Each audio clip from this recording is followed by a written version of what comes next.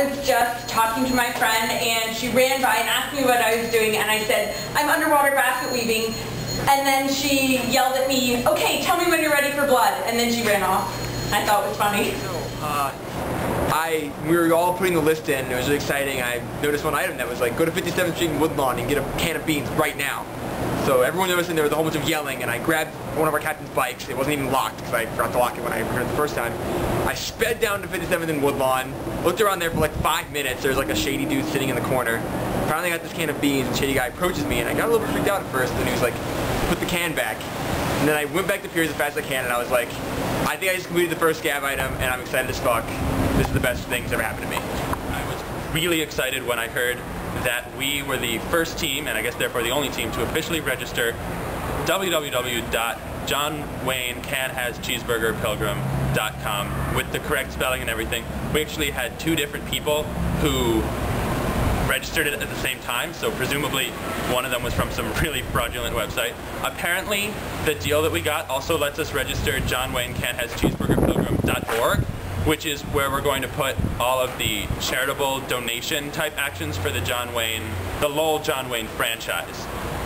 So anything that goes along with that, donating to lol cats that don't have a home, for example, or something along those lines.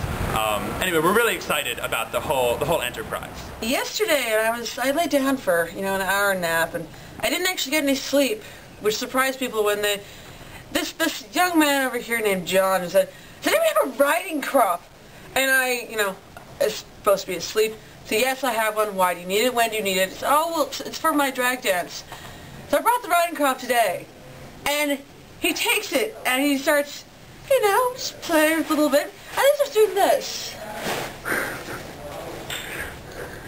And as much as it was very silly and disturbing, I'm a little concerned about the boy. And I remember talking to this one guy. I got caught up in a conversation with him as I was escorting him. And we started talking about what he was doing. Apparently his daughter was the same age I was, and she was going to school too. And so we were talking, and finally he asked me, well, what's my major? And so I said, it's engineering. And he thought about it, well, there isn't engineering at the school. And then so I said, yeah, I don't go to the school. I'm Daniel Green, D-I-N. No. Today I spent about 2.5, 3 hours today sawing a bowling ball in half. And a lot of it was just sort of stupid sawing, but there were a lot of important questions. Whether you should saw through right in the middle, whether you should go around.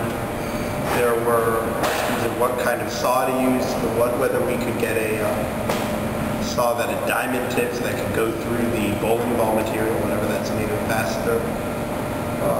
Whether we could use water or a drill, whether we could use a power drill instead of just hand sawing it all day.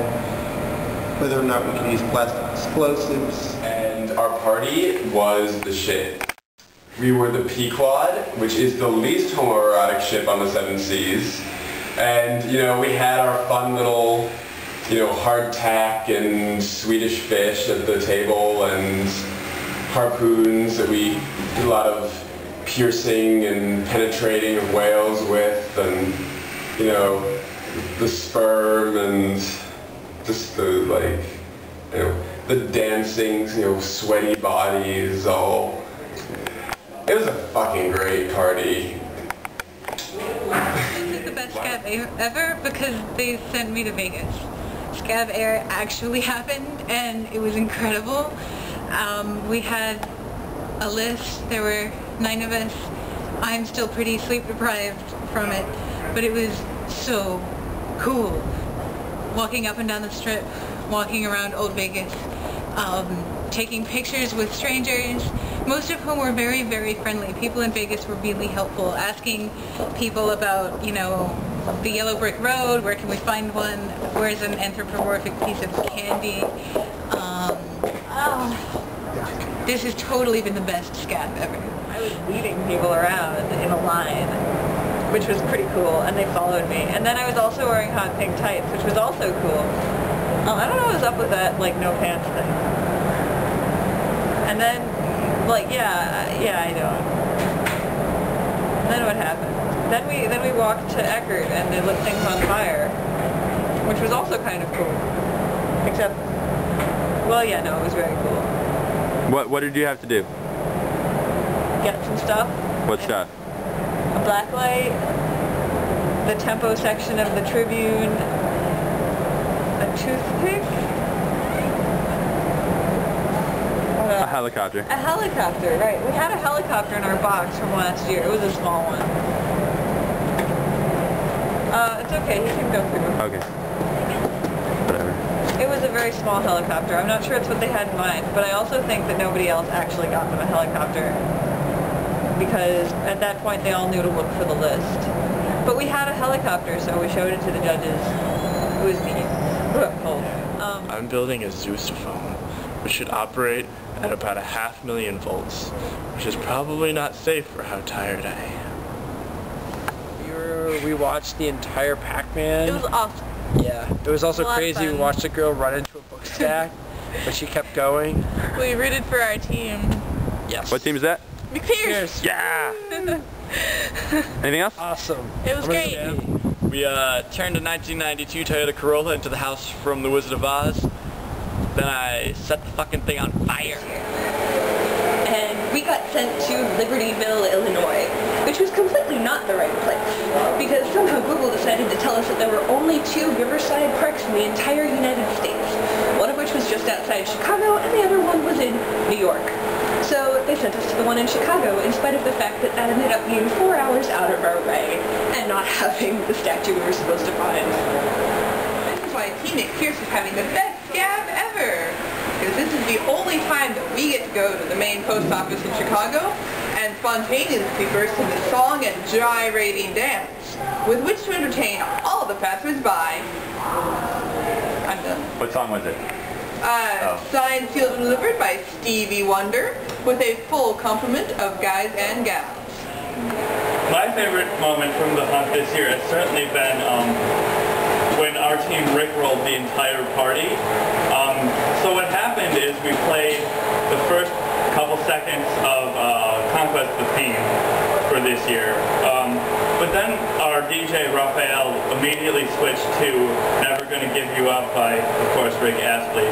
So the judges really seemed to like that quite a bit, and like a whole lot of people were singing along, and yeah, that's really about it. It was really hilarious because it's clear that the judges have been trying to rickroll us the entire time. So we got a little bit of revenge, I guess. Ethical cockfight I think I'll ever be in, because just-fitting chickens are already dead. But you know, since dead chickens tend not to move by themselves, they were puppets. So this morning I had to make the puppet of the chicken. This was a really fun item because I didn't even know it existed until about 30 seconds before I started building it. My friend Rob, who is also on the team and who was in charge of the Olympics items, needed a chicken puppet made. He explained it to me and I got to work on it.